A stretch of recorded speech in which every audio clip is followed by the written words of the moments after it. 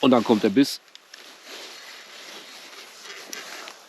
Ihr braucht das, wenn ihr hier bei minus 21 oder minus 25 Grad manchmal auf dem Wasser sitzt und angelt.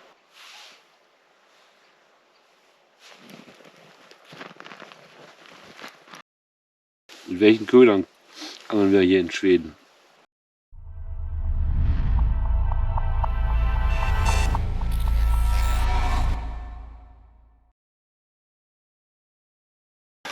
Also wer noch nie Eisangeln war hier in Schweden, vielleicht noch ein paar Tipps zur Kleidung, was ich alles anhabe. Ich habe wasserdichte Schuhe an, die von innen gefüttert sind, und 2 Paar Socken, eine Unterhose, eine lange, eine normale Hose, einen Thermoanzug, 2 Pullover, Schal und Mütze.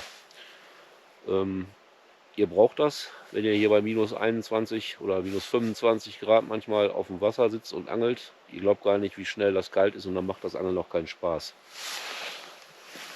Wichtig auch, wenn ihr euch nicht auskennt und nicht wisst, wie dick das Eis ist, dass ihr immer Eispickel dabei habt.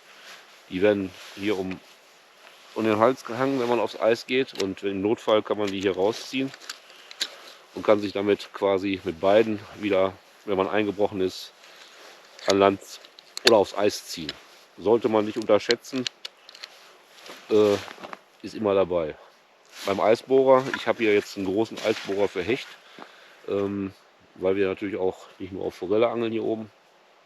Aber wenn es dann wirklich nur auf Forelle oder Saibling geht, auf den Röding hier, dann macht ein Eisbohrer Sinn, der auch dafür ist, so 150 mm Durchmesser. Sonst ist das Bohren schon relativ anstrengend. Ja, dann empfiehlt es sich immer, auf jeden Fall eine Sitzgelegenheit mitzunehmen, wo man die Angelsachen reinpassen kann. So ein Angelrucksack mit Sitzgelegenheit ist ideal.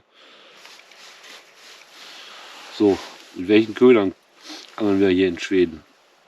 Wir haben jetzt zum einen einmal den klassischen Blinkerlöffel und mit einem zweiten kleinen dran und mit einem Blinklicht bei Wasserkontakt. Dann ein entsprechendes Vorfach. Die gekauften sind relativ kurz. Ich tausche die immer aus und mache die etwas länger. Und dann kann man verschiedene Köder, Bienenmaden, oder ich nehme hier Maden. Und nun wird der Köder einfach zu Grund gelassen. Wir haben jetzt circa eine Wassertiefe von 2 Metern. Im Winter ist es so, dass die Forellen und die Saiblinge sehr nah am Ufer vorbeiziehen. Und dementsprechend fischt man oft sehr nah. Es geht natürlich auch tiefer, aber meistens sind, sagen wir mal, Wassertiefen so von 1 bis 2 Meter sehr erfolgreich. Bei der Köderführung ist das so, ich lasse den Köder einmal auf den Grund ab, hebe ihn etwas an und dann wird er kurz gehalten. Kann man mit ganz leichten Bewegungen den Löffel animieren, und nach einer Weile zieht man ihn einmal hoch und lässt ihn langsam wieder runter sinken. Dann eine Weile halten und dann kommt der Biss.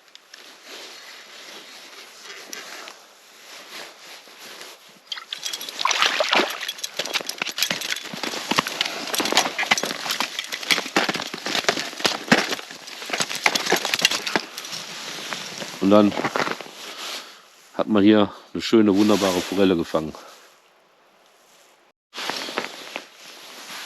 Also ich fische hier an dem See, hier ist nur eine Route erlaubt pro Person. Ich fische hier eine Paladin Ice Basic in 70 cm mit einer Ice Basic Reel.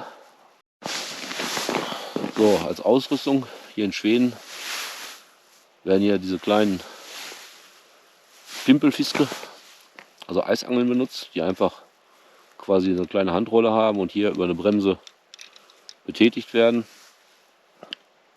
Kriegt man in jedem Laden für ein Apfel und ein Ei. Ich glaube, kosten irgendwie 2 oder 3 Euro. Dann brauchen wir noch so eine Schöpfkelle. Gibt es auch hier in Schweden in jedem Laden. Wichtig ist, dass die aus Kunststoff ist.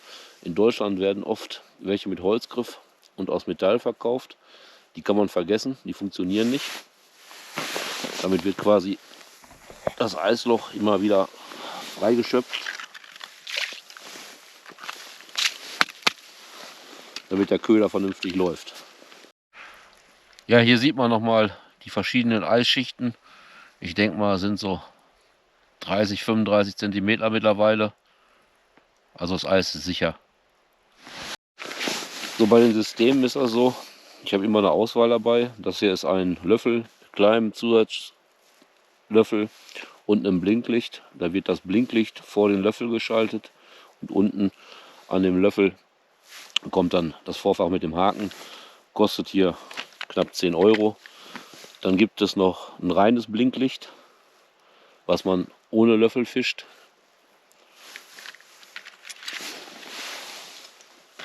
Und ich habe auch immer eine Auswahl an verschiedenen Löffeln in verschiedenen Größen mit verschiedenen Vorfächern, je nachdem, was gerade geht.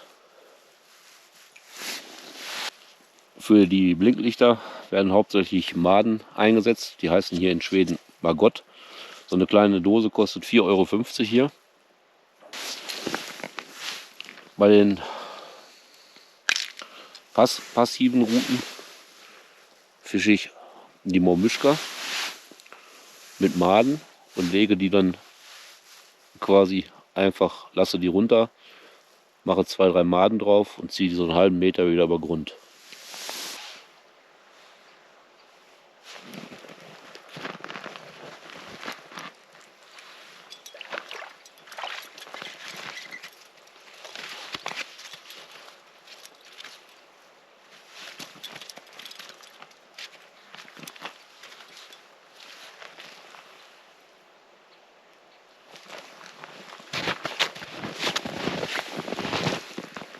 Wunderbare Forelle hier aus dem einsamen Waldsee. Und bei den Eislöchern bohren ist das so, hier vorne an der Kante, ich weiß nicht, ob man das richtig erkennen kann, ist quasi das Ufer. Und hier habe ich das erste Loch gebohrt. Hier ist es ungefähr knapp 1 Meter tief. Ich habe eine halbe Stunde geangelt. Nachdem ich keinen Biss gehabt habe, bin ich dann quasi hier rüber gegangen und habe das nächste Loch sofort gebohrt.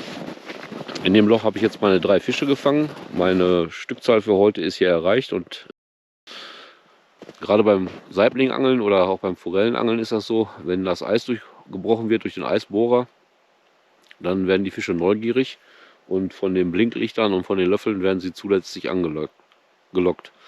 Also nicht lange an einem Loch aufhalten und stundenlang an einem Loch sitzen, lieber alle halbe Stunde, dreiviertel Stunde ein Stück weiter gehen. Es reichen manchmal 2, 3 Meter und das nächste Loch bohren und dann habt ihr mit Sicherheit auch irgendwann Erfolg.